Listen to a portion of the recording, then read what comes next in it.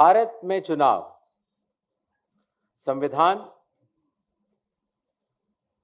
लोक प्रतिनिधित्व कानून और रूल्स के अंतर्गत होते हैं। दुनिया की सबसे बड़ी चुनावी व्यवस्था है भारत के चुनाव और भारत का चुनाव आयोग, और ये व्यवस्था कई चरणों में बटी हुई है। जैसे आपने देखा, मतदान केंद्र स्तर पर बूथ लेवल ऑफिसर, उनके ऊपर इलेक्टोरल रजिस्ट्रेशन ऑफिसर अर्थात ईआरओ अर्थात निर्वाचक पंजीकरण अधिकारी, जो कि एसडीएम स्तर के होते हैं। जो मतदाता सूची होती है उसको बनाने की जिम्मेदारी ईआरओस की होती है। बिहार के 243 हर विधानसभा में एक ईआरओ होता है, और उन्होंने मिलकर बीएलओस के साथ मिलकर 243 ईआरओस, 90,217 बीएलओस ने मिलकर काफी वर्षों के बाद, लगभग 22 वर्षों के बाद, मतदाता सूची के शुद्धिकरण का कार्य किया। अगर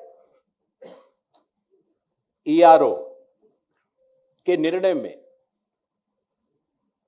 किसी का मत, किसी का नाम अगर वोटर लिस्ट में ना आ पाए, या किसी गलत आदमी का नाम आ जाए, तो इसके ऊपर डीएम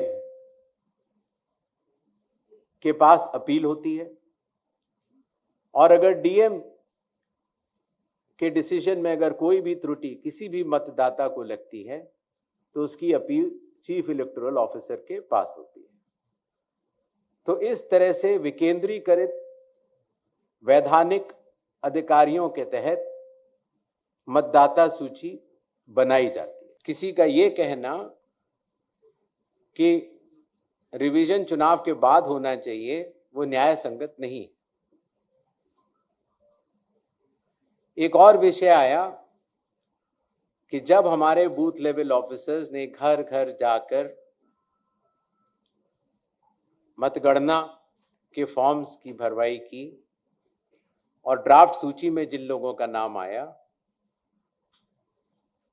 1 अगस्त 2025 को, और उसके बाद सभी राजनीतिक दलों को, सभी बूथ लेवल एजेंट्स को 1 अगस्त से लेकर पहले 1 सितंबर तक अपने दावे और आपत्ति, अर्थात अगर किसी का नाम छूट गया है तो बताने की पूर्ण स्वतंत्रता थी। अखबारों में ऐड दिए गए, और इसी तरीके से अगर किसी अयोग्य आदमी का नाम अंदर चला गया है तो फॉर्म 7 भरने के बाद उसका नाम कटवाने की अर्जी देने के लिए कहा गया। ये कार्य 1 सितंबर को पूर्ण हुआ। चूंकि शायद और वास्तव में हमारे बूथ लेवल ऑफिसर्स ने काफी अच्छा काम किया था, तो बहुत अधिक न तो दावे आए, न आपत्तियां आई, और अगर आई भी तो लोगों ने अपना नाम कटवाने के लिए दी, शायद क्योंकि उन्हें तब तक इस बात का काफी अवेयरनेस हो चुकी थी कि आपका वोट सिर्फ एक जगह होना चाहिए, किसी एक असेंबली कॉन्स्टिट्यूंसी में ही हो सकता है।